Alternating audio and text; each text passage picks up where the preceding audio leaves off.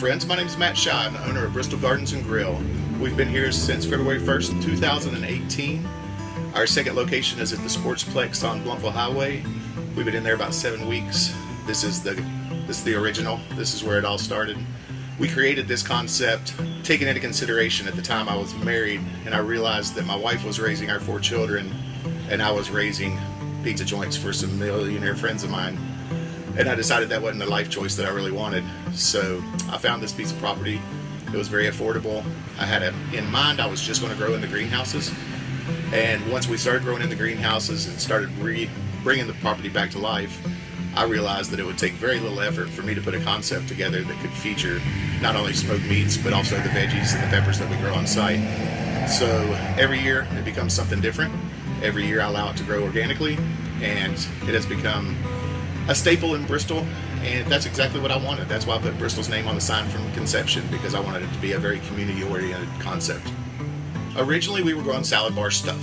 We were growing for lettuce, tomato, cucumbers, things of that nature.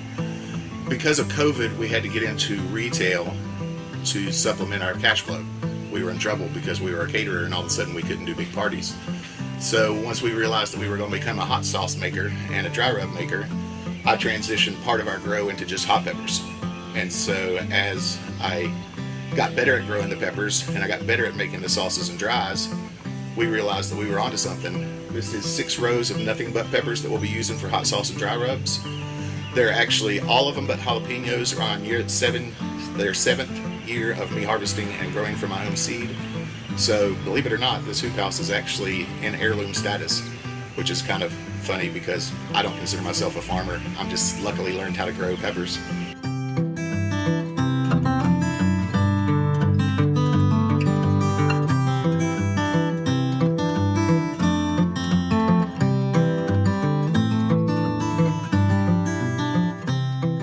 One of the things that I think went wrong in the culinary world about 10 years ago, 15 years ago, and it's totally due to the Food Network cooking channel, is people think that gourmet is the answer no matter what. And so they're putting 20 ingredients into everything they make because they think that's the standard. Here we put 4 ingredients if 4 is all we need. We put 2 if 2 is all we need. When I smoke my meats, almost all of them are completely clean smoked, meaning that I do not season the meats whatsoever. I use my technique and my style of cooking to incorporate the smoke flavor that I think they deserve, and then they taste like the meat that they were created as. The chicken tastes like chicken, the pork tastes like pork, and so on. So one of the unique things about our style is I put a lot of effort and thought into what I want the finished product to taste like, but I don't over conceptualize it. I want chicken salad to feature chicken, not mayonnaise. We do use a little mayonnaise because I'm from Bristol and I know what Bristolians expect to eat, but I actually substitute it with a lot of Greek yogurt. Number 1, to get rid of the fat from the mayonnaise. Number 2, to add a little bit of a protein hit. So that's one of our tricks. Our dry rubs, several of them are completely sodium free. The ones that have salt are less than 10%, which is unheard of in the dry rub world. We do that for you. We do that for the customer. We want you to be able to eat here even if you have dietary restrictions. That's also why I do the clean meat program. If you have high blood pressure, generally speaking, you stay away from barbecue. That's not because the meats are bad for you. It's because of all the stuff that people put on the meat before they cook it. Our meats are gone in 2 days. We don't need shelf stability. We don't even have a walk-in. So we can't buy more meat than what I'm gonna smoke on a daily basis. So every morning I drive down to Malcolm's Meats and I get the meats that I'm gonna smoke today, back the truck up to the smokers, and actually load them. So there's nowhere on here that I have raw product cold. So one of the things that sets our meat program aside from others, it's become common in the barbecue world for people to be purchasing the technology that they use to smoke their meats. $70,000, $80,000 rigs where you push a button, throw a couple sticks of wood in, and 12 hours later you've got your product. We don't do that. We do technique, not technology. The technique that we use, I have an indirect smoke in the front box. I've got direct smoke in the back box.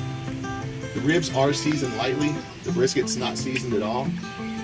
Reason being, with the high temperature that I use, it doesn't need the added sodium, the added dry to create the bark, because that's really all it does. I want to incorporate the flavors on the end once I find out what the customer's in the mood for.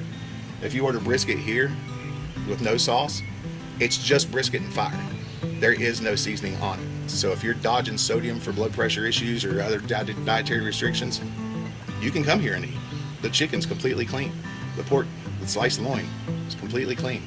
The chicken for the chicken salad, completely clean. And I do that because, number one, I want to show off a technique that others often don't use, but two, I want to cook healthier so that people that do have restrictions can be comfortable coming and eating here. Since we make every ingredient from scratch, every product on our menu is from scratch, I can make you comfortable if you have dietary restrictions by discussing with you not only the ingredients but also the techniques, and make you comfortable with what you can eat and what you cannot eat. And I find that to be very unique and very well received in our in the Tri-Cities.